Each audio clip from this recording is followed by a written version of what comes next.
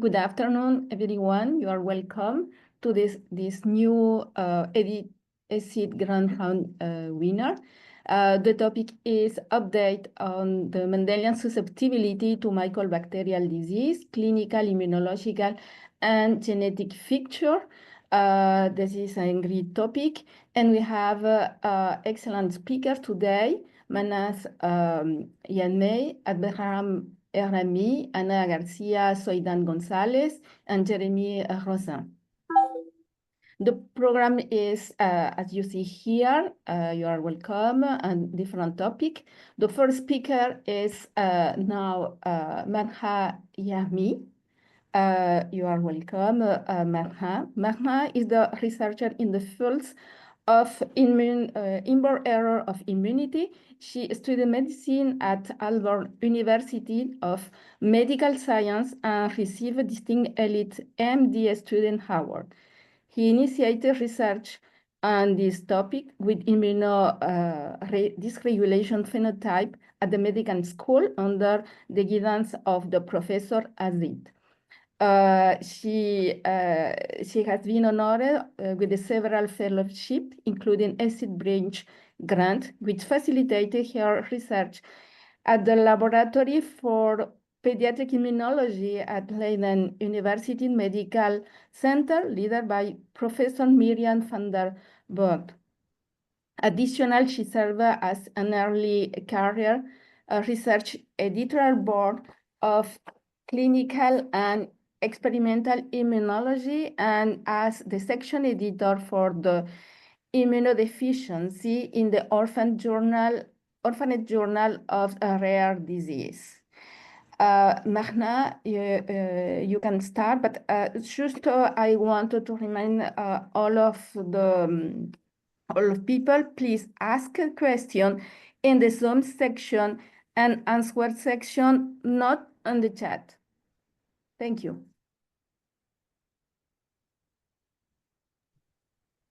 Hello, everyone. Thank you for having me here. I would like to share my screen.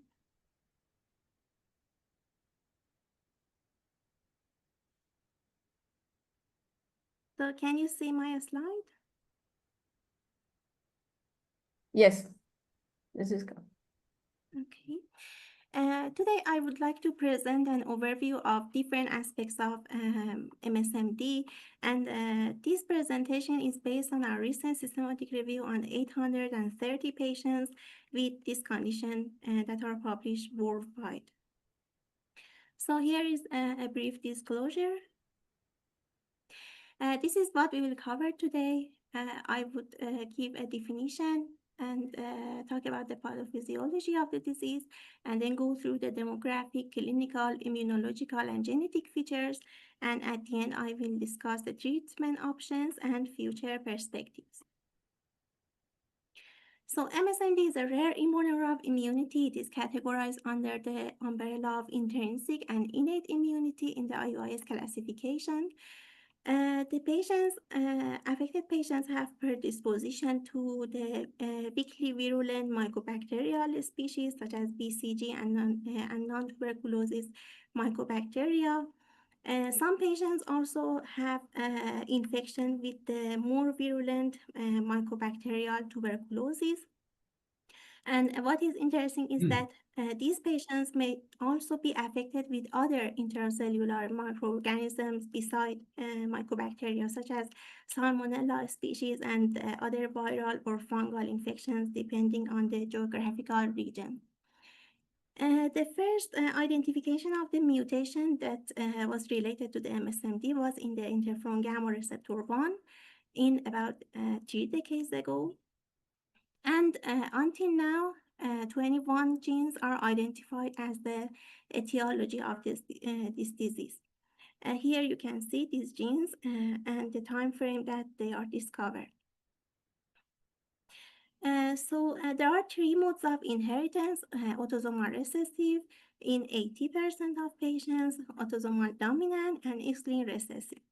I have colored the genes with X-linked recessive mode of inheritance in red. but most of the patients, I mean 80% of patients, have autosomal recessive mode of inheritance. Some clinicians also categorize MSMD into isolated or syndromic form. The isolated MSMD is described for patients who have susceptibility to mycobacterial infection and salmonella species, but syndromic MSMD have also other clinical features that are specific to the genes. For example, so here I have underlined the genes that have syndromic features. For example, ISG15 that you can see here, they also have they might have cerebral calcification along with the susceptibility to the mycobacterial disease. So this is a syndromic one. So we all know about the pathophysiology of the disease. This is just a brief recap. When the infection is initiated, the pattern recognition receptors on the phagocyte recognizes the molecular patterns in the pathogen and secrete IL-12, IL-23, and other cytokines. The IL-12 promotes the differentiation of the T cells to the 2 helper 1 subpopulation. IL-23 also helps with the early secretion of the interferon gamma, which attaches back to the interferon gamma receptor in the macrophages, activates the JAK1 and JAK2, and leads to the STAT1 phosphorylation. And together, this process enhances the secretion of the cytokines. So here you can see the geographical distribution of the MSMD patients that are reported. You can see that among 63 countries that were reviewed, the most common reported patients were from Iran, Turkey, Saudi Arabia, India, and France. This regional concentration might be explained in part because of the higher consanguineous marriages, which increases the risk of autosomal recessive etiology of the disease, and also the less strict BCG vaccination policy in this region. So about the other demographic characteristics, the mean age of the patients was 10 years. The age at the onset was about 1 year. And the time between, in patients who had received the BCG vaccination, the time between the vaccination to the presentation of the adverse reaction was about 4 months. And you can see the gender distribution here. About 52% was male and 44.5% were female, and for others, about 3%, the gender was not reported in the original report. And what is interesting here is that about 45% of patients had a positive family history. And this further highlights how much the detailed family history taking is important in the diagnosis and management of these patients. Okay, the first presentation was clearly stated in about half of patients, and the most common presenting manifestation was lymphadenopathy in 45% of patients, and then isolated fever in 14%, and BCG infection in the disseminated or localized form in 6.5% of patients. So lymphadenopathy was multifocal in 1/3 of patients. But as you can see in this schematic figure, the lymphadenopathy might be found in the physical examination in the cervical area, in the axillary area, in the inguinal region, or through the CT scan of the chest or abdomen in the mediastinal region or intra-abdominal region. Here you can see the frequency of the clinical manifestation. As you can see here, lymphadenopathy was also the most common manifestation overall during the course of the disease. This might be like this, the vesical adenitis, or it might have erythema on the surface. It might also be complicated by fistula in about 6% of patients. Organomegaly in the form of hepatomegaly or splenomegaly was reported in 25% of patients. For example, here you can see the hepatosplenomegaly in a patient with IL-12 beta deficiency, and this patient was also complicated with an abscess formation in the spleen. 21% of patients had sepsis, 15% had granuloma formation. Here is an example. Osteomyelitis was another frequent manifestation. About 57% of patients had multifocal osteomyelitis, but osteomyelitis might also be isolated to one region, for example, here in the proximal of the femur, and here in the humerus. Mucocutaneous disorder was more heterogeneous, but the most common was maculopapular rash, as you see in this chart. It might also be in the form of leukocytoclastic vasculitis, as you see in this patient. And leukocytoclastic vasculitis is more common in patients with IL-12 receptor beta-1. And the patients may also present with an unhealed ulcer at the site of the BCG inoculation. And some form of MSMD patient have susceptibility to fungal infection, as you see here, the mucocutaneous candidiasis. Some patients may develop abscess formation, about 10%. It is mostly at the site of the lymphadenopathy. And other less frequent manifestations, less than 10%, are neurologic disorders, mostly meningitis, weight loss, failure to thrive, rheumatologic disorders, including vasculitis, allergy, and malignancy. Here you can see the predominant pattern of immunological phenotype in this patient. As you appreciate here, the total number of lymphocytes, T cells and its subset, B cells, NK cells, and immunoglobulins were normal in most of the patients except for the IgG, which was high in 47% of patients. And this might suggest that the B and T cell count might be preserved in patients with MSMD.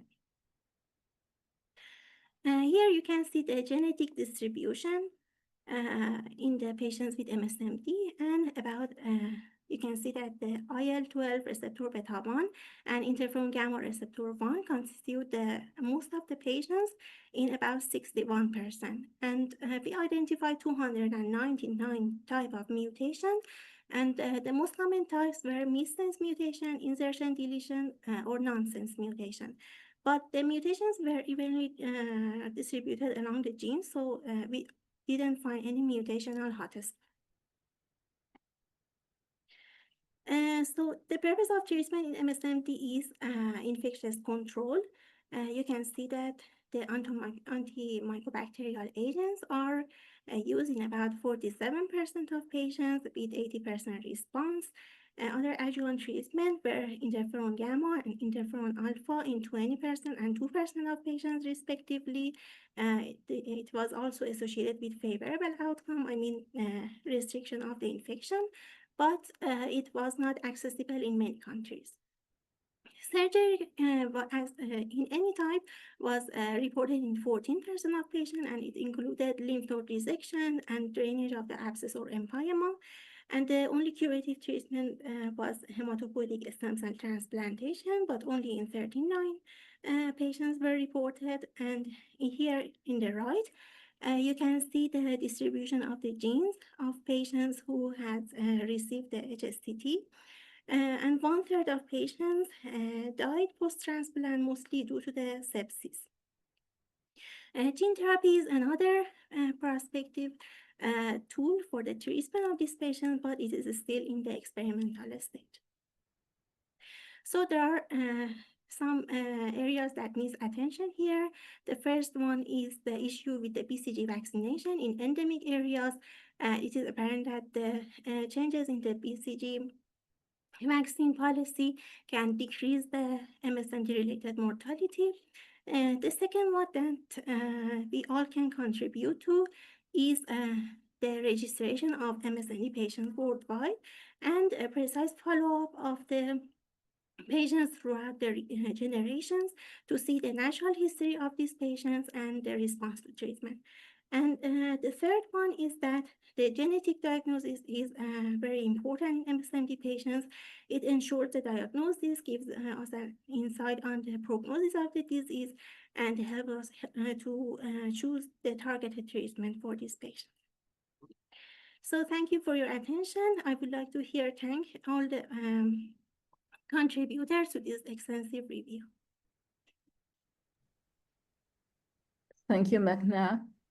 This is a very interesting and comprehensive review of the MSMD topic. Now we will have our second speaker, who is Abderrahmane Errami. Abderrahmane has recently obtained his PhD from the Faculty of Medicine and Pharmacy of Casablanca, Morocco, with an specialization in immunogenetic and infectious disease. He is currently pursuing a postdoctoral fellowship at the Research Laboratory on the Clinical Immunology, Infection, and Autoimmunity. Dr. Errami has actively participated in several scientific events focused in primary immunodeficiency, and he is a current or former member of several professional societies, including ESID, and the Moroccan Society for Primary Immunodeficiency. He has volunteered with the AHAR Association supporting children with primary immunodeficiency in Morocco. Abderrahmane, please. You are muted. Your microphone is muted. Sorry. Thank you, dear Jacinta, for the introduction. Can you see my slides? Yes. Okay. I am delighted to be among the leading experts in the field. I would like to thank ESID for the honorable invitation to present in this important session on MSMD, a condition that remains an expanding area of research and discovery.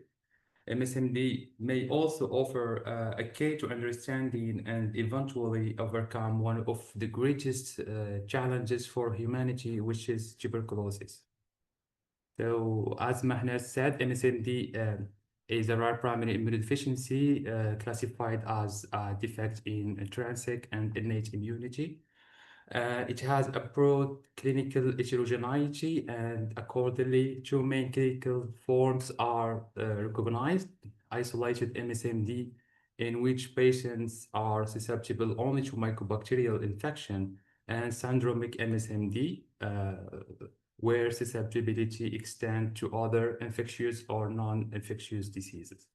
There is also a marked genetic heterogeneity in MSMD, with more than 44 defects in 22 different genes, most showing autosomal recessive inheritance, as we just seen with Mahnaz. But despite this clinical and genetic heterogeneity, MSMD has a striking physiological homogeneity, as nearly all known defects impair interferon gamma-mediated immunity, which is responsible for antimycobacterial defense. So by impairing somehow this critical crosstalk between myeloid cells and lymphoid cells. So regarding the fact that most defects are autosomal recessive and that most patients come with BCG-related infections along with some isolated cases of tuberculosis, we put aside that sorry. So we hypothesized that at the beginning of the study that the systematic use of BCG vaccination, the endemicity of tuberculosis, and the high rate of consanguinity in Morocco may increase the clinical manifestation in our country. So we conducted a retrospective and prospective study, which included the clinical, immunological, and genetic characterization of 22 patients from 15 enrolled countries. Their median age at onset was 6 months, and the median age diagnosis was 4 years. But notably, 73% of the families were consanguineous, supporting our initial hypothesis. And regarding the infectious manifestations, among our symptomatic patients, 63% developed varying degrees of BCG disease, consistent with global rates.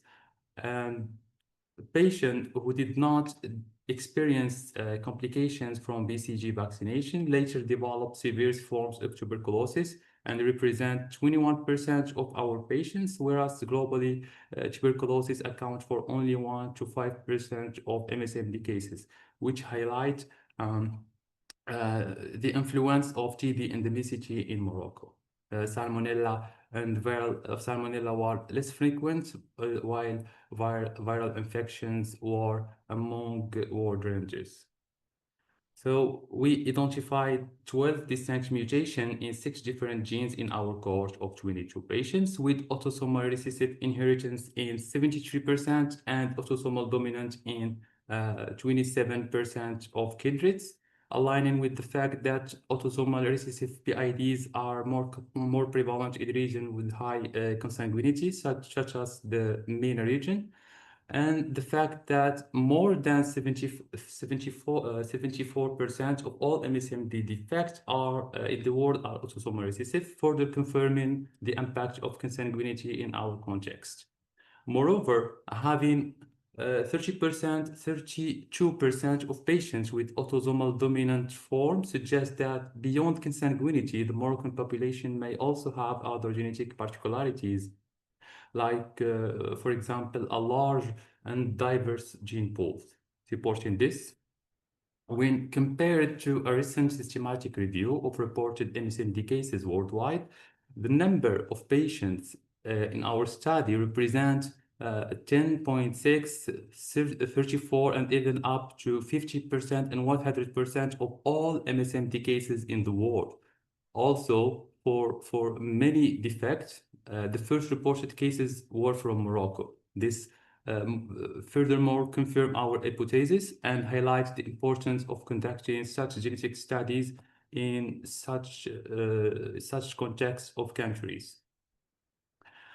So to better understand the functional consequences of these mutations, we performed an assay of whole blood activation targeting the EL12 interferon gamma axis, which simplified into steps: whole blood stimulation with BCG plus EL12 or interferon gamma, then measuring the production of these two cytokines in response to each other.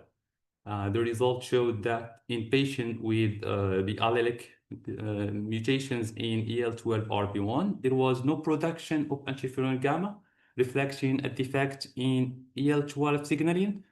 But in type 2 deficient cases, both production and the response to interferon gamma were reduced but not absent. For stage 1 and SPPL2A mutation, they showed normal response to EL12, but partial response to interferon gamma in vitro, as these defects are downstream interferon gamma signaling. So this allowed us to define 6 distinct genetic deficiency, mostly are autosomal complete autosomal recessive defect, except for the partial autosomal dominant stage 1 deficiency. The distribution of this defect matched global MSMD data, with autosomal recessive EL12RB1 deficiency being the most common defect in MSMD. So this defect, EL12 complete autosomal recessive EL12RB1 deficiency, is responsible for isolated MSMD. It caused BCG infection in around 75% of patients. and about 1/3 develop non-typhoidal salmonella infection. So the defects usually result in the absence of the EL12R beta 1 chain from the cell surface.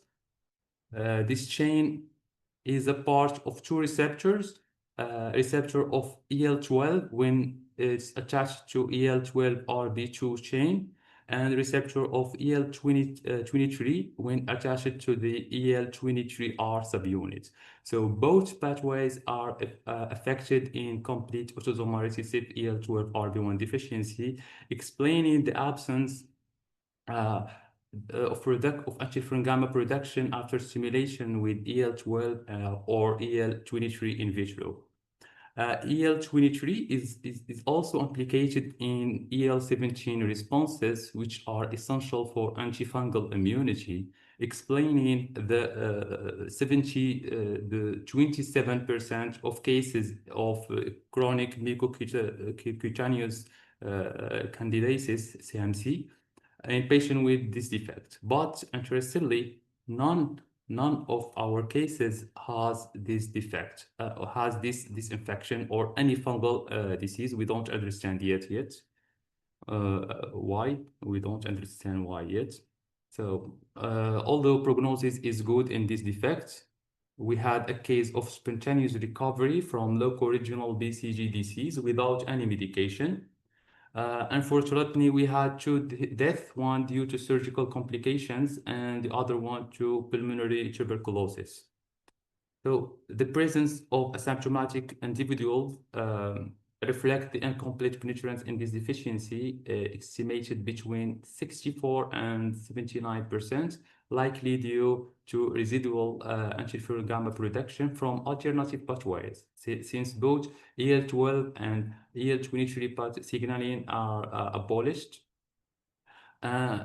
This concept of incomplete penetrance were further supported by studies of rare EL12RB2 and EL23R deficiencies, where only one of these two pathways is affected. In such cases, clinical penetrance is much lower. It was estimated below 0.5%, as the intact pathway can largely compensate for the absence of the other pathway. So we learned from this that the rarity of some genetic defect or their absence from some regions may not reflect the rarity of the mutations themselves, but rather this important concept of incomplete penetrance. On the other hand, autosomal recessive type 2 deficiency triggers syndromic MSMD. We identified this in two Moroccan siblings. One developed multifocal tuberculosis, while the other presented with meningitis of unknown origin. In the world, 15 unrelated patients with complete type 2 deficiency have been reported. Among them, 66% develop mycobacterial infection, including BCG, tuberculosis, or non-tuberculous mycobacteria, while 34% experience different form of viral infections. Interestingly, only 30% of patients develop complication from BCG vaccination, although all have been vaccinated, attesting for an incomplete penetrance toward this disease, likely due to the residual interferon gamma activities, as shown in our functional assay with partial production of interferon gamma in response to EL12 and EL23. And this type 2 is a tyrosine kinase involved in 4 cytokine signaling pathways, most notably EL12 and EL23, which are critical for antimycobacterial defense, and interferon alpha beta, which is essential for antiviral immunity. So this may explain why over 2/3 of patients with type 2 deficiency develop mycobacterial diseases, whereas 1/3 present with viral infections. With complete autosomal interferon gamma receptor 1 deficiency, is the most severe defect in MSMD with full clinical penetrance, similar to complete deficiencies in interferon gamma itself and EFNGR2. Complete EFNGR1 deficiency, whether with or without expression of the chain on the cell surface, as observed in our patients, presents with early onset severe mycobacterial infections, and more than 50% of patients died before the age of 10. In contrast, partial deficiency leads to milder infection and later onset, with the oldest reported patient aged 64 years old. And this defect is restricted to mycobacterial infection with bone involvement reported in 72% of cases, often being the only affected organ. I think this defect will be discussed in the next presentation. Now, for the partial autosomal dominant stage 1 deficiency, it was identified in 7 patients in our cohorts with a median age at diagnosis of 10 years. This autosomal dominant form significantly differs from the autosomal recessive form, which presents with severe infection during the first years of life in over 90% of patients. In contrast, the dominant form is characterized by later onset with a predominance of disseminated osteoarticular and cutaneous infections. Moreover, viral infections are more frequent in the autosomal recessive form compared to the dominant form. This disparity is mechanistically explained by the fact that recessive stage 1 deficiency equally impairs both interferon gamma and interferon alpha beta signaling pathways, whereas the dominant form dominantly affects interferon gamma signaling, while its effect on type 1 interferon gamma pathway is recessive, accounting for the lower incidence of viral infections in patients with partial autosomal dominant deficiency. Another identified defect in our cohort is complete autosomal recessive SPPL2A deficiency, which is among the rarest genetic causes of MSMD, with only 6 reported cases worldwide. It was firstly described in 3 patients, including our Moroccan monozygotic twins and a patient from Turkey. All 3 patients developed local regional BCG infection during the first years of life, followed by a complete recovery and the absence of other infections until the ages of 8 and 11.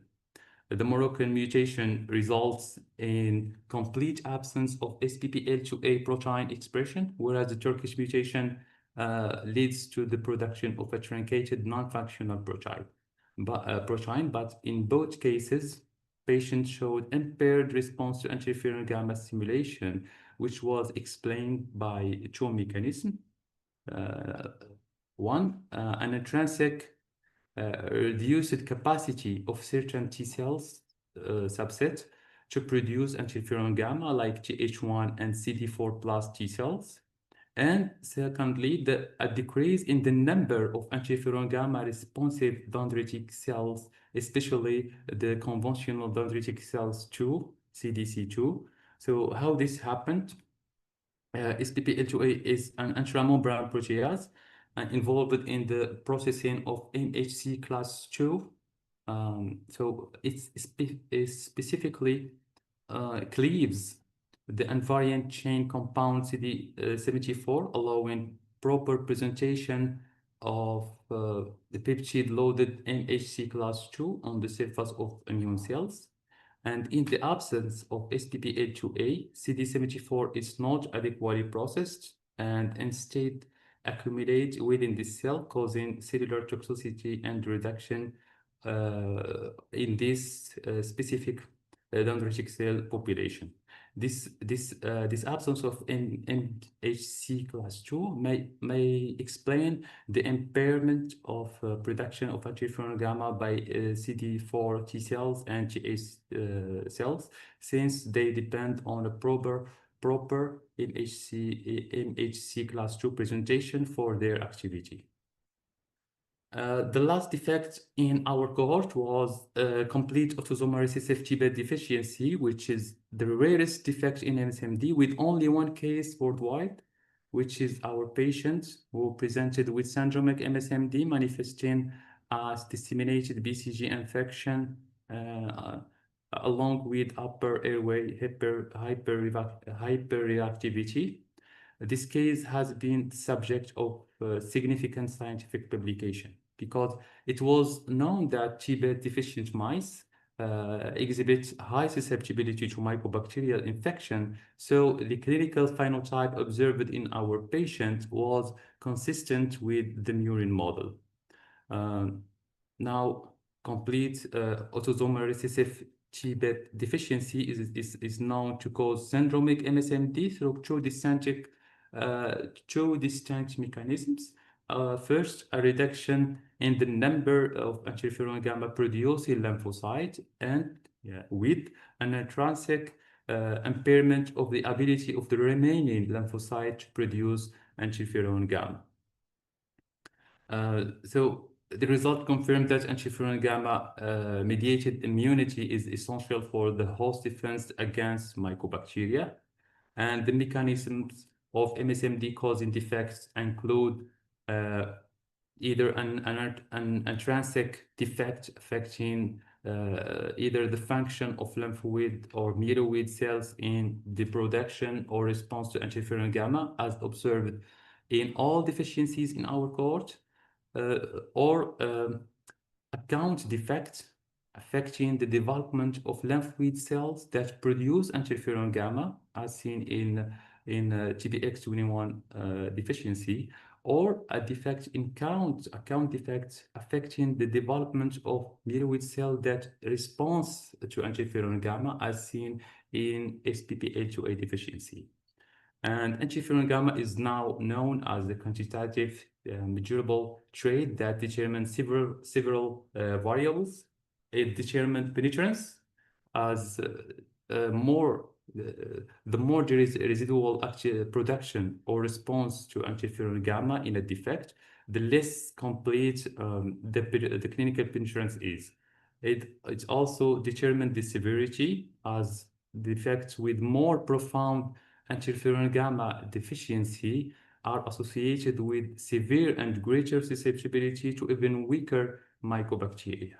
It also determines the specificity, as more the defect is selective to interferon gamma immunity rather than other cytokines, the more selective the predisposition is to mycobacteria rather than other pathogens. So I would like to warmly thank all collaborators, clinicians, and researchers listed here. It was great pleasure working with them, as well as the patient and their family. I also thank the Moroccan Society for Primary Immunodeficiencies and the Hajar Association for their technical, financial, and logistical support. Thank you. Thank you, Abderrahmane. This is a very good overview of your experience in Morocco. Now I will introduce the third speaker. She is Ana García-Soidán González. She is a clinician immunologist initially trained at Ramón y Cajal University Hospital in Madrid. Since 2023, she's working as a consultant immunologist at the immunology department of the University Hospital of Gran Canaria, Dr. Negrín. Her interests included the study of patients with primary and secondary immunodeficiency, and currently she is working on immunodeficiency with immunological dysregulation and hematological malignancy at the University of Las Palmas de Gran Canaria. And you are welcome. Thank you, Jacinta, and thank you very much to the ESID for the invitation. I'm going to share my screen.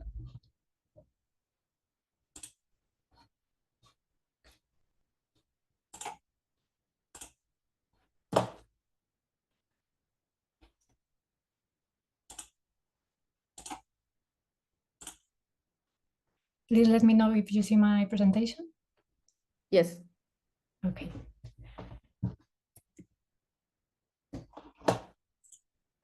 Sorry. MSMD is a rare clinical syndrome characterized by vulnerability to weakly virulent mycobacterial species such as BCG, vaccines, and non-tuberculous mycobacteria, and other macrophagic microorganisms. To date, 21 genes have been associated with MSMD, with more than 35 genetic etiologies. Talking about MSMD in the Canary Islands, Spain is a non-endemic tuberculosis country with no systematic BCG vaccinations since the 80s. All the patients diagnosed with MSMD in the Canary Islands are from Gran Canaria Island, and between these patients, we have 8 patients with autosomal recessive partial interferon gamma receptor 1 deficiency, 3 patients with IL-12 receptor beta-1 deficiency, and another patient, a previously healthy adult with disseminated Mycobacterium kansasi, who was finally diagnosed with GATA2 deficiency. In our laboratory, we have also diagnosed other Spanish patients, 1 patient with autosomal recessive complete interferon gamma receptor 1 deficiency, 1 patient with the autosomal dominant deficiency, and we have another patient under study with a genetic etiology not previously reported and with no response to interferon gamma. Focusing on the interferon gamma receptor 1 deficiency, 49 mutations have been described and 3 different genetic etiologies. Here we have immunological studies of our patients, and we can see that patients with autosomal recessive complete deficiency show no or low expression of interferon gamma receptor 1 in monocytes and no response to interferon gamma in vitro, as you can see in the flow cytometry graphic and in the graphic of response to growing concentrations of IL-12. On the other hand, patients with autosomal dominant partial deficiency showed high expression of interferon gamma receptor with non-functional and poor response to interferon gamma in vitro. The last genetic etiology, patients with autosomal recessive partial deficiency showed a low expression of interferon gamma receptor 1 and poor response to interferon gamma in vitro. As we can see in this graph, in which we analyze the translocation of STAT1 to the nucleus in response to crescent doses of interferon gamma in immortalized ABB B cells from the patients, the cellular phenotype was very severe on the autosomal recessive complete deficiency patient. The autosomal dominant partial patient have an intermediate response, and the defect was milder in the patient with recessive partial deficiency. In fact, there is a close correlation between interferon gamma receptor 1 genotype, the cellular phenotype of interferon gamma responsiveness, and the clinical phenotype. Patients with recessive complete deficiency have a fatal outcome, generally before 20 years old, unless performing hematopoietic stem cell transplantation. Patients with dominant partial deficiency are less severe but have high rates of relapses, and patients with recessive partial deficiency are milder than dominant patients with rare recurrency or relapses, or that's what we thought. Focusing on autosomal partial recessive deficiency, 7 patients with B63G mutation from the Canary Islands have been reported, and also another 9 patients with I87T mutation from Portugal, Chile, and Poland. Now I'm going to present a new patient and then the follow-up of the 5 patients with B63G mutation that are still alive. Our patient is a 21-year-old female referred to the immunology department from the infectious disease department after a Mycobacterium avium complex sepsis. In her clinical history, we can find that at 5 years old, she presented a latent tuberculosis infection with positive MANTUX and received 1 year of chemoprophylaxis. At 15 years old, she was diagnosed with chronic recurrent multifocal osteomyelitis and received multiple lines of treatment with immunosuppressors including TNF-alpha inhibitors. She also have a community-acquired pneumonia with no microbiological documentation and 2 episodes of unclassified uveitis. At 21 years old, after an episode of abdominal pain, fever, and melena, she was diagnosed with an upper gastrointestinal bleeding, and because of the poor clinical evolution, she was transferred to ICU with an unclassified septic shock. Broad-spectrum antibiotic and antifungal therapy were performed with good evolution but persistent fever. Multiple cultures and Errami staining were negative, and finally, after 2 months, additional bone marrow study and stool mycobacterial culture were positive for Mycobacterium aeruginosa complex. The patient was then diagnosed with disseminated mycobacterial infection in an immunocompromised patient, and an antimycobacterial therapy was initiated. In our laboratory, we performed different immunological studies. The quantiferon TB Gold Plus was negative. The lymphocyte subpopulations were normal. The analysis of interferon gamma production in response to PHA and BCG with and without IL-12 was normal. The TNF-alpha production and IL-10 production in response to TNF-alpha was also normal.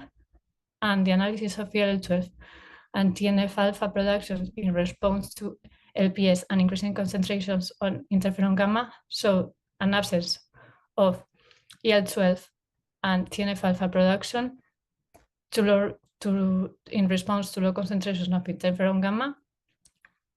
And at high concentrations, the patient have a slight increase in the production of interferon gamma, but lower than the control. We also analyzed the expression of the receptor on monocytes, and the patient had a low expression of the receptor. The Sanger genetic analysis confirmed the presence of the pathogenic homozygous variant V63G in the interferon gamma receptor 1 gene. After the diagnosis and 3 months with antimycobacterial treatment, the patient was diagnosed with cerebral abscesses, and despite the change of the therapy and also because of the poor adherence of the patient, she finally developed intracranial hypertension and extensive vasculitis and bilateral diffuse ischemic lesions. In the cerebrospinal fluid PCR, human herpes virus 2 was positive, and we know that that was a primary infection because a serum from 6 months earlier was negative. And despite 3 weeks with acyclovir, she finally developed a shunt-associated vasculitis with another positive herpes simplex virus 2 PCR, and within 1 month she finally died. Now, with the long-term follow-up of the 5 patients that are still alive, well, all have the founder, the B63G mutation that was a founder effect from a settler from Spain with a most recent ancestors from around 500 years ago. And 4 of the 5 patients have had relapses or recurrences. I'm going to talk about the 2 patients with the most torpid evolution. The first one is a female that was diagnosed with multifocal osteomyelitis for Mycobacterium avium at 20. No, the first one is a male. Sorry, diagnosed with multifocal osteomyelitis with Mycobacterium avium at 22 months old. He was with antimycobacterial treatment for 21 months and was stable until a relapse with a pathological cervical fracture at 12 years old. After that, he had presented another 2 relapses, and despite the treatment with a very complete antimycobacterial therapy and even recombinant human interferon gamma. He had presented in total 3 relapses, and now he's with a higher dose of recombinant human interferon gamma, and we are expecting to see the response with that therapy. The other patient is a female that was diagnosed at 5 years old with disseminated Mycobacterium abscessus and have 3 relapses at 11, 16, and 18 years old, despite having 6 months of treatment in each episode. And at 22 years old, she also presented a disseminated Mycobacterium avium intracellular, and now, because of the number of relapses, she is with a chronic antimycobacterial treatment.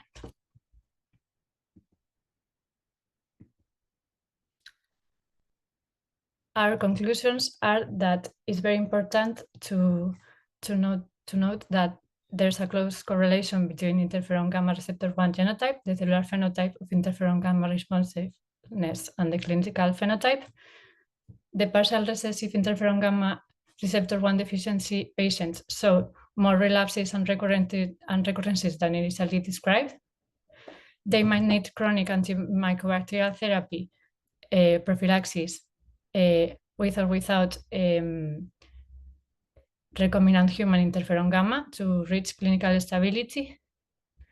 And also, seeing that there are some patients with a very torpid evolution, we might consider also adjuvant type 1 interferon alpha or beta therapy. And for example, in our male patient that is already with interferon type 1 and type 2 therapy, we might need to consider the possibility of hematopoietic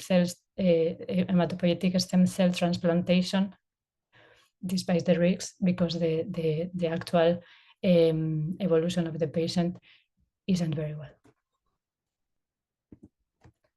So thank you so much to all my colleagues, and especially to Jacinta Bustamante and Carlos Rodríguez Gallego.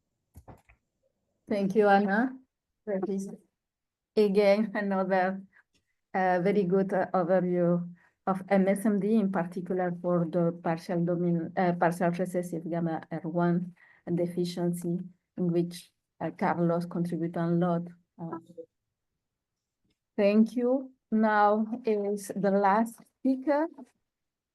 This is Jérémie Rosain. Jérémie Rosain is a genetist and immunologist working in France at the Center for the Study of Primary Immunodeficiency in Necker Hospital, and is also contributing as a geneticist in France Genomic 2025 program, and he's part of the human laboratory of human genetic of infectious disease. He's currently in charge of the genetic investigation in patients with Whipple disease, and also contributed in the study of the patient with Mendelian susceptibility to mycobacterial disease. In the last year, he contributed a lot in this topic, identify and characterize the new immunodeficiency like interferon gamma, ERF1 deficiency, and also he contributed in the description of new variant in ARF8, 4, which underline MSMD or Whipple disease, respectively. He reported also a large cohort of incontinentia pigmenti and autoantibody to type 1 interferon. Jérémie, this is you now. Thank you, Jacinta, to give me the floor and for the invitation and for the word of introduction. Thanks a lot also to all the organizers and to the ESID. And I will briefly present you to finish three cases of patient with Mendelian susceptibility to mycobacterial disease. So the first one will be a single child who actually display adverse reaction to BCG vaccine. So this patient was referred by Esa Kikim from Istanbul. And so this patient is born to consanguineous parents.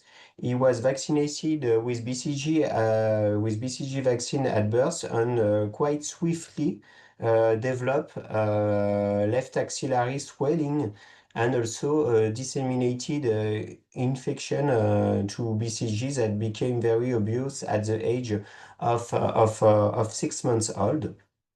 So the patient was initially display signs of hemophagocytic lymphohistiosis for which he received VP16 based protocol. And he was also swiftly treated with antimycobacterial treatment.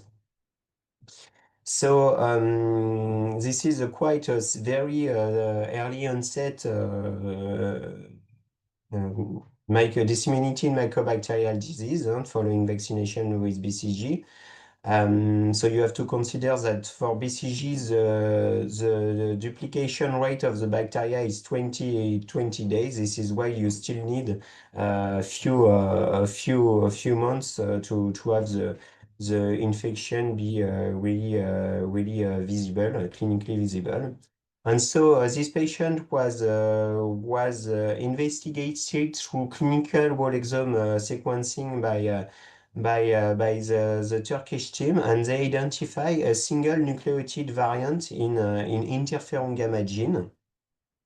So interferon gamma gene, of course, encode for interferon gamma protein, and this variant was located within the dimerization domain of interferon gamma and lead to complete abnormal expression because in overexpression systems, the variant could be expressed at intracellularly but was not secreted. So overall, the patient display complete interferon gamma deficiency.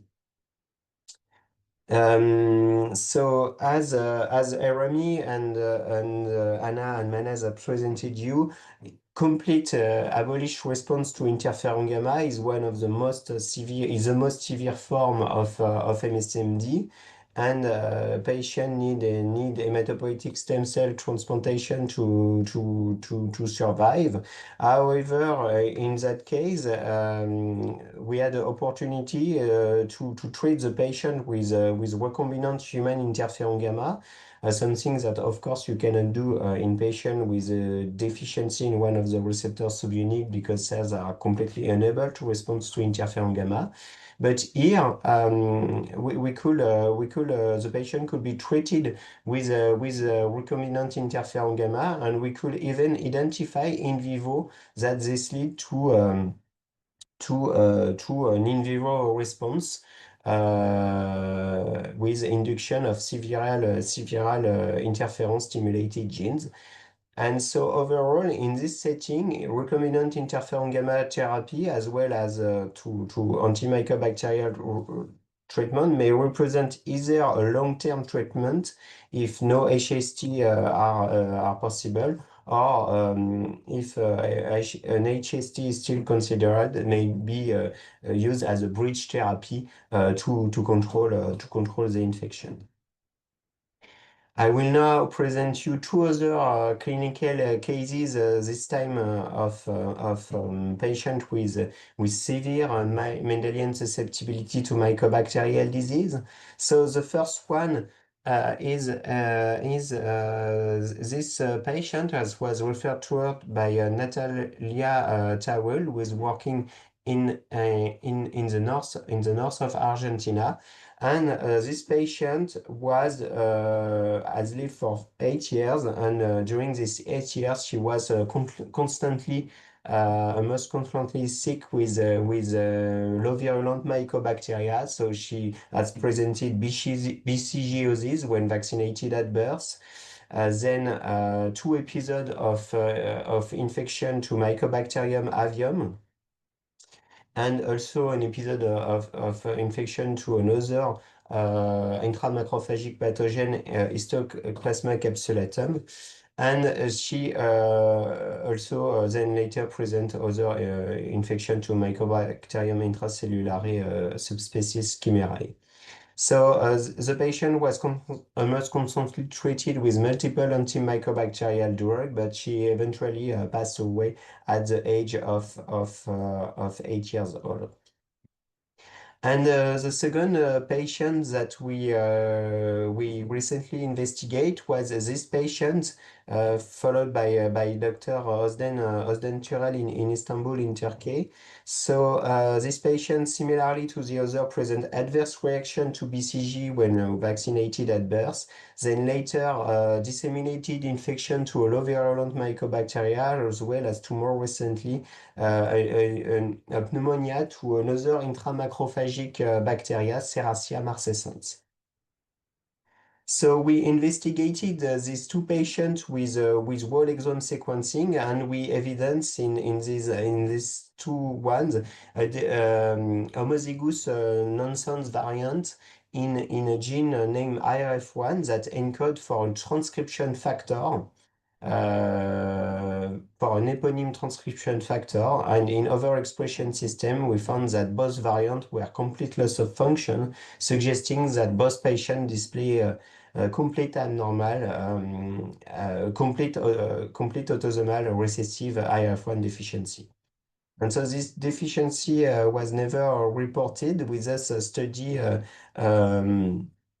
more in detail the mechanisms that lead to mycobacterial disease in such deficiency. So IRF1 is known to be involved in the downstream, in the response to interferon gamma, downstream of STAT1. So when cells respond to interferon gamma, the first wave of response is led by STAT1 homodimers. But then STAT1 homodimer will lead to IRF1 transcription, and we could evidence in macrophagic cell line derived from cells of the patient impaired response to interferon gamma. So impaired macrophage activation following stimulation with interferon gamma, and cells of the patient were unable to control the growth of intramacrophagic bacteria. So overall, this is a very severe, another very severe form of MSMD that probably need a HST to be cured, and is likely almost as much severe as the other form presented, for instance, by Errami, with complete interferon gamma 1 deficiency, maybe a slightly bit severe. And the last cases that we wanted to share was this one of this time an ideal patient that was healthy during his first half of life. He was vaccinated with BCG at birth and did not display any adverse reaction. And he remained here until the age of 52 years old, where he subsequently displayed two severe infections within a short month of time. Yes, so within short time window. So the first one was a disseminated infection to Histoplasma capsulatum, followed a few months later by a disseminated infection to Mycobacterium avium complex. And this patient had a normal immune workup. He did not have HIV, and is of Paraguayan descent and is living in Argentina. Therefore, we wonder what could be could be performed to investigate these patients. So we perform a genetic study, and we did not evidence any morbid variant in non-MSMD genes or as well other inborn error of immunity. Something that should really be performed especially in adult patients with severe atypical infection is to think of screen for autoantibodies directed against the immune system, and especially in this case against interferon gamma itself. And this is what a colleague in our lab has found in the patient by performing an ELISA. The patient had very titer autoantibodies, IgG autoantibodies directed to interferon gamma, and she could confirm using a neutralization assay that these autoantibodies indeed neutralize interferon gamma, but not, for instance, other interferons such as interferon alpha. And this is we think an interesting case report because such autoantibodies were mainly reported so far in patients from Asian descent, and they were very rarely reported in a patient with other ethnicity. And this is important to identify because one of the prognosis factor of good outcome in such patient is really to treat them with B-cell depletion therapy that are very helpful to restore a bit of interferon gamma activity. So autoantibodies to the immune system can underlie several life-threatening infectious disease. The most severe may be autoantibodies to type 1 interferon with various pneumonia and brain encephalitis, viral encephalitis. Autoantibodies to interferon gamma with mycobacterial disease, and autoantibodies to GM-CSF, also to cryptococcal disease, as well as two others. So, the take-home message would just be that atypical infections to lead to an immune and genetic workup, whatever the age, and the definitive diagnosis really relies on the evidence of genetic proven deleterious variant or to neutralizing autoantibodies. So I would like to thank again the organizer, as well as my colleague and the referring physician. And happy to chat more about this case or the other in the next minute. Thanks a lot.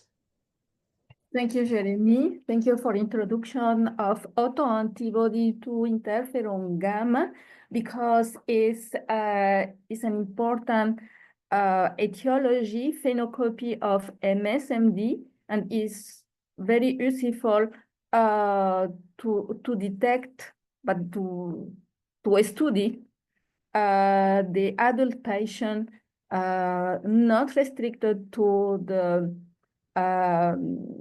Asian origin. We in the past we identify other patients like this one from Paraguay living in Argentina, but there are also other patients in Europe. Thank you very much. I think we have now, we are in the time, and we will pass to the section of the question and answer. We have several questions.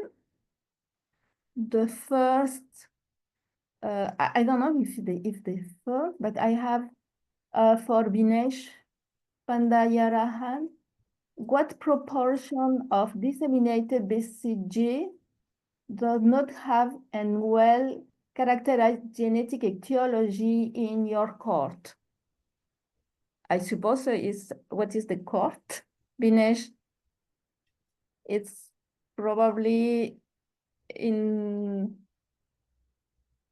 if it's in your laboratory. I think we have already 16% of the patient in the cohort with a genetic etiology identified. Now for a disseminated BCGosis, I don't know. I think for this rest, the half can have a disseminated infection by a non-tuberculous mycobacteria. Another question was experience using interferon alpha for managing infection in interferon gamma receptor defect is not recommended, interferon alpha. In general, the recommendation was the use of multiple antibiotic against mycobacterial. In general, it was according to the antibiogram, and you can combine from 3 to 5 drugs. And depending if it's a complete deficiency of interferon gamma, you can also include the interferon gamma in subcutaneous form. And in the case if you have incomplete gamma-1 or gamma-2 deficiency, it means the deficiency affecting the receptor, one of the gene of the receptor of interferon gamma, is recommended the bone marrow transplant.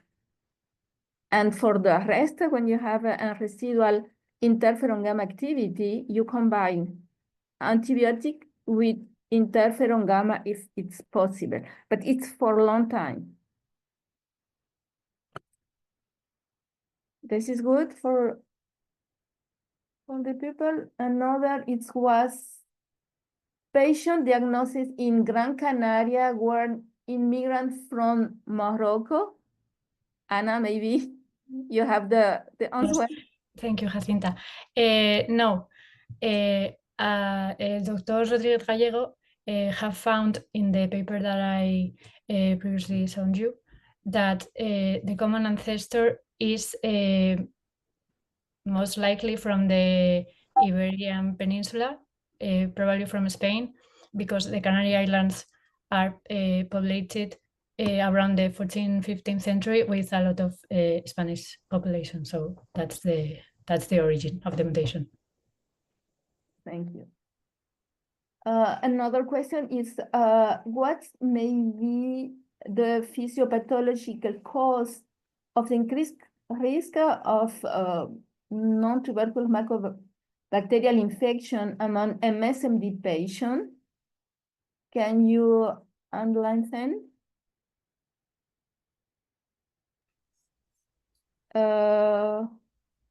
Who can respond? Maybe Jérémie Mahnaz. This question is only also aligned with the second question. Why are infection with MTB less common as compared to NTM in patient with MSMD? Yeah. Like would be the same thing.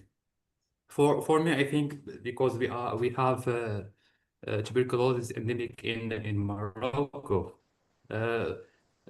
The question is very difficult to answer as we don't know the genetic cause or the mechanism of 99% of tuberculosis. Abderrahmane, it's very bad. Yeah, the song. Can you repeat, please? They are unknown. We know the majority. We cannot give the final answer about this because we don't understand the physiopathology of tuberculosis. Like we know the mechanistic explanation in 15 to 60% of MSMD patient, but in tuberculosis we just know 1% of all tuberculosis cases. So we can't, but we can say like low exposure MSMD patients are not exposed to Mycobacterium tuberculosis, but NTM are more widely spread in the nature. So they have more chances to attract NTM than to be exposed to NTB. Second thing, it's the vaccination practice in most countries with tuberculosis endemicity. And the third thing, maybe the the severity of the infection. So the patient will die. Generally, MSMD patient with MTB, they die before they have the diagnosis, the final diagnosis, while NTM may give some milder courses, clinical course for the patient. Maybe that's 3 reasons I think will be the reason for low MTB in MSMD.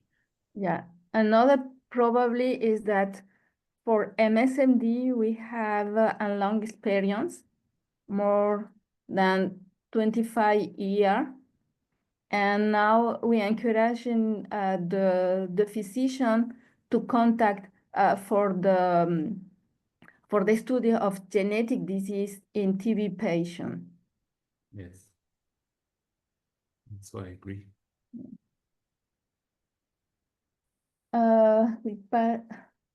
The next, I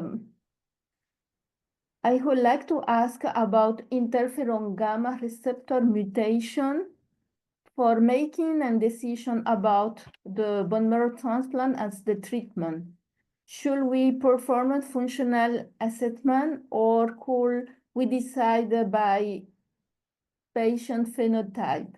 There is an alternative way to distinguish partial mutation from the complete one. Mahnaz or Jérémie, maybe? Yes, that's a very good question, and it's true that HST can be driven sometimes by clinical presentation, but in terms of prognosis factors, the best is really to have the chance indeed to do a functional assay, especially as phosphostat 1 assays that can be very helpful to really classify the variants.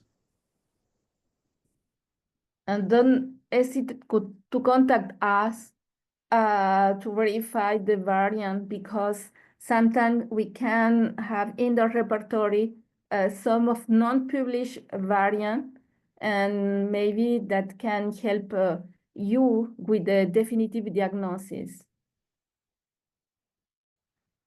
Thank you, Jérémie. The next question is from Caterina Cancrini. How is the frequency of pediatric age autoantibody neutralizing anti-interferon gamma? It's for you, Jérémie, again. That's a very good question. I think there are almost no one, maybe 1 or 2, and we are not sure whether the antibody detected were really neutralizing. I think it's quite exceptional. I think mean age is more closer to 40 or 50 years old. It's very important for the autoantibody to interferon gamma is necessary the neutralization, okay? Because this antibody can be frequent, but not neutralizing. It's very, very important to measure the activity of the neutralization. Another is how is the frequency in the pediatric autoantibody neutralizing anti-interferon gamma and severe non-tuberculous mycobacterial infection is related? I think So it's a bit the same question, and so it's the same answer. It's very rare. And maybe also a patient treated with therapeutic monoclonal antibody to interferon gamma.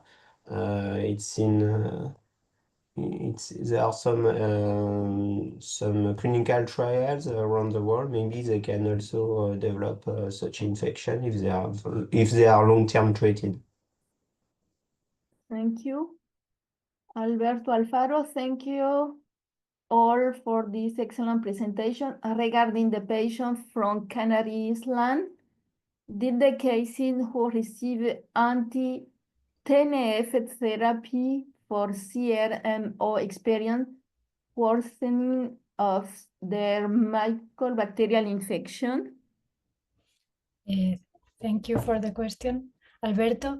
We think that one of the main factors that lead to the mycobacterial sepsis in the patient was this treatment that drives the patient to have also a lot of cerebral abscesses.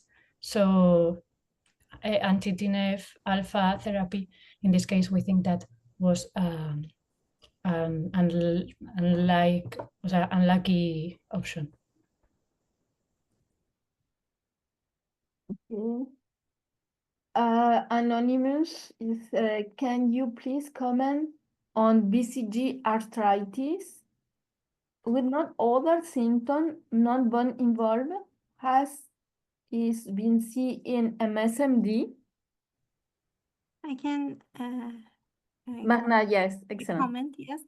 The rheumatologic manifestation constitute the 3% of patients, and about 20% of these rheumatologic manifestation was BCG arthritis. So in 5 patients reported worldwide. Thank you. Dinesh, thank you, Jacinta. Around 50% of your disseminated BCG don't have a genetic etiology yet, apart from anti-interferon gamma autoantibody. Do you see anti-AL12, AL23 antibody also in adult bacterial infection? Yes, it's possible, as this cytokine can be also involved in MSMD. We can suppose that there are some patients with autoantibody to AL12 or AL23 cytokine. Yes, it's possible.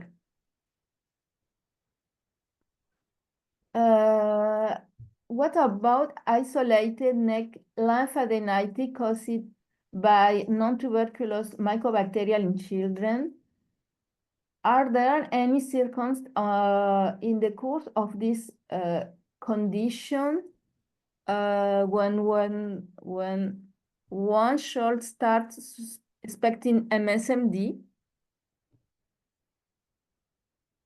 Abderrahmane or Mahnaz? The isolated lymphadenitis in the maybe in the general review of the MSMD, do you see the isolated adenitis or in Morocco?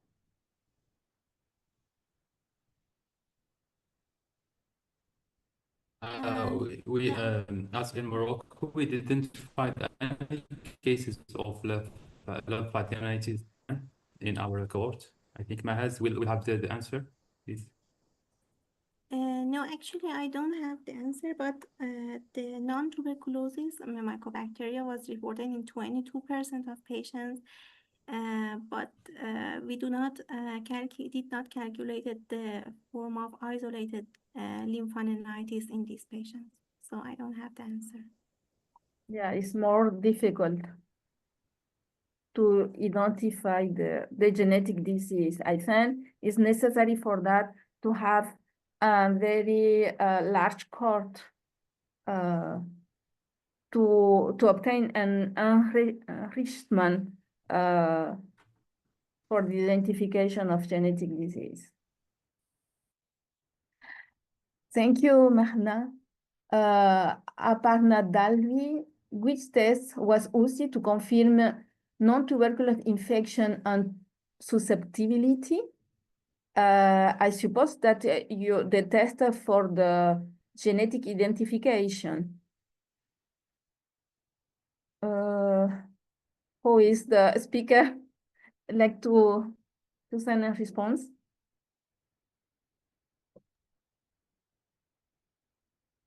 What is the test that you counsel to do for the susceptibility, genetic susceptibility in the patient with non-tuberculous infection? To really confirm the susceptibility, the best is really to focus energy maybe on first of all on basic immune workup, of course, with a complete blood cell count, HIV serology, immunoglobulin level. But then it's really the genetic study, so it depends on your available resource, and also you can send some to collaborators. But so panel, genome or exomes, and also don't forget, in addition to that, to screen for autoantibodies and then to confirm their neutralizing activity. Good. I mean, we don't ask to functional assay. Okay, but in these cases, you can have maybe an access of the genetic study in terms of collect some sequence or target panel gene that they can help you, or you can also to contact us. We can perform the genetic diagnosis, if you like. Oscar Porras, is it epidemiological relation between TB frequency and MSMD frequency in a country? I can comment on that. Yeah, of course. Thank you. Yeah, in countries with high incidence of TB, they have the BCG vaccination protocol at birth. So there is early exposure to the BCG in these patients. So the frequency of the MSMD patients that are identified would increase. And another one is that in countries with high incidence of TB, patients are exposed more to the TB complex mycobacteria. Okay, Carlos Rodriguez Gallego. There are several, at least 6 patients, even with partial recessive gamma R1 deficiency treated with type 1 interferon. Most patients had a good response and no treatment-related adverse event were reported. But it's okay, but it's not recommended.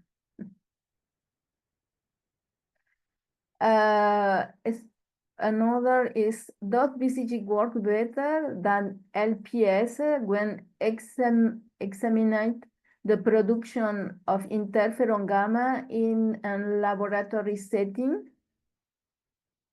Anna, can you? Yes, in my experience, there's no much difference between BCG and LPS.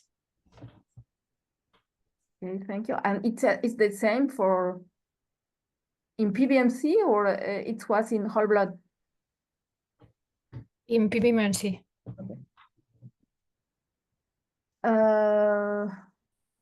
Can we diagnose non-tuberculous infections on the basis of biopsy and not culture?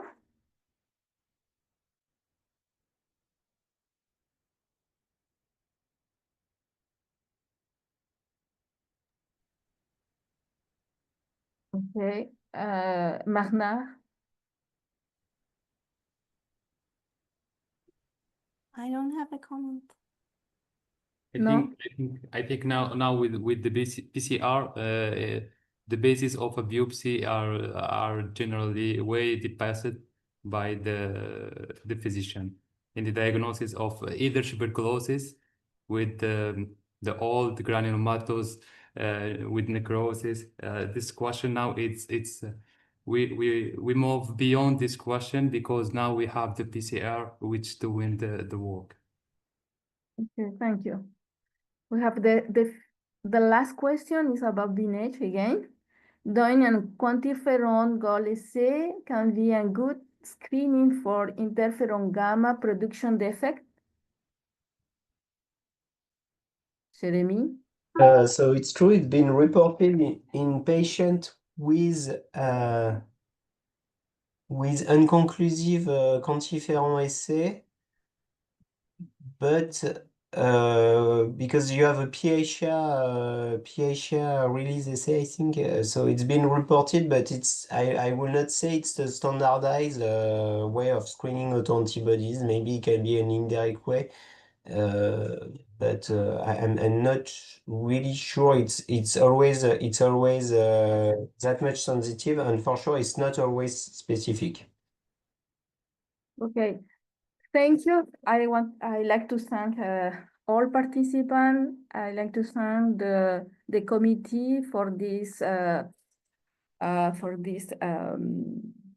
round. Now to finish, I like to share with you some information. The first is the Journal of Human Immunity. It's a new peer-reviewed journal joined by the International Alliance of the Primary Immunodeficiency Society, and consortium of which ESID is a founding member, and by the Rockefeller University Press. This journal is under the expert editorial guidance of Jean-Laurent Casanova, the editor-in-chief, and assisted by Mega Cooper, deputy editor, and other distinguished colleagues as associated editor. The first issue is already published, and we encourage you to submit your paper in the Journal of Human Immunity. Thank you. The second message is the ESID EHA Focus Symposium 2025 will take place between 18 to 20 November 2025 in Vienna, Austria. The symposium will bring together leading experts to explore how immunodeficiency, blood disorder, and cancer intertwine, and will aim to bridge the gap between immunologists, hematologists, and pediatric oncologists to ensure better diagnosis and more effective treatment. You can sign up or learn about the event with the link in the chat. First, there is now the application are now open with a deadline until June 6th for the 2025 ESID diagnostic workshop that will take place in Freiburg, Germany. The three-day interactive workshop is the unique opportunity to collaborate with fellow colleagues, clinicians, and laboratory physicians from Europe and other countries around the world on the complex diagnosis challenges related to primary immunodeficiency, interferonopathy, and genetic disorder of immune system.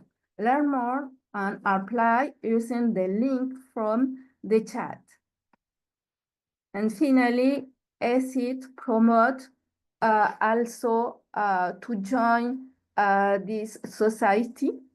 You are all of you welcome to participate as ESID member. Thank you again for this participation and for the future ESID Grand Round. Bye-bye.